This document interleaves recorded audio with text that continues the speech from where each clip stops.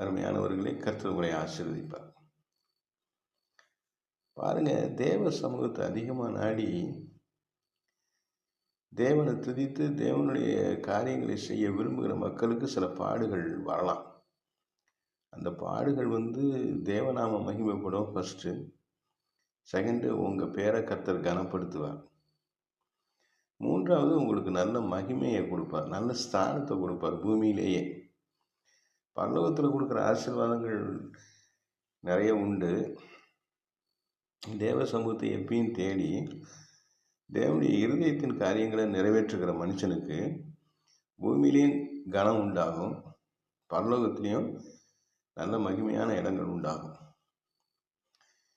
நீங்கள் எந்த அளவுக்கு இங்கே ஆண்டவருக்காக பாடுபடுகிறீர்களோ இங்கேயும் ஆளுகை கிடைக்கும், பரலோகத்திலையும் ஆளுகை கிடைக்கும்.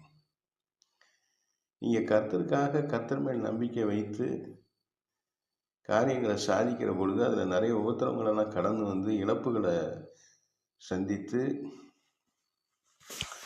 சில நேரங்களில் அவமானங்களையும் கூட சந்தித்து நீங்கள் கடந்து போகிற பொழுது கர்த்தர் அதெல்லாம் பார்த்துட்டு சும்மா போகிற தெய்வம் அல்ல. அவர் இதை கண்ணும் மண்ணும் இல்லை. அவர் உங்கள்கிட்ட பழி கேட்குறவர் இல்லை, உங்களை கனப்படுத்துகிறவர். இப்போ நீங்கள் உங்கள் காரியங்களெல்லாம் நிறுத்தி, உங்கள் உழைப்பை நிறுத்தி, உங்களுடைய வருமானத்தை கூட நிறுத்திட்டு கர்த்தருக்காக நிற்பீங்க. நிறைய கஷ்டங்களை தாண்டி வருவீங்க. இதெல்லாம் கர்த்தர் கணக்கில் வைப்பார். இந்த பூமியிலையும் கனப்படுத்துவார், உங்களை பரலோகத்திலையும் கனப்படுத்துவார். ஆகவே இந்த காலை வேளையில் கர்த்தருக்காக நான் என்ன செய்வேன் அப்படின்னு சிந்திச்சு பார்க்கலாம். என்ன செய்தேன்னு சிந்திச்சு பார்க்கலாம். என்ன செய்ய போகிறேன்னு சிந்திச்சு பார்க்கலாம். அடுத்தது, கர்த்தருக்காக நான் இவ்வளவு செஞ்சுருக்கிறேனே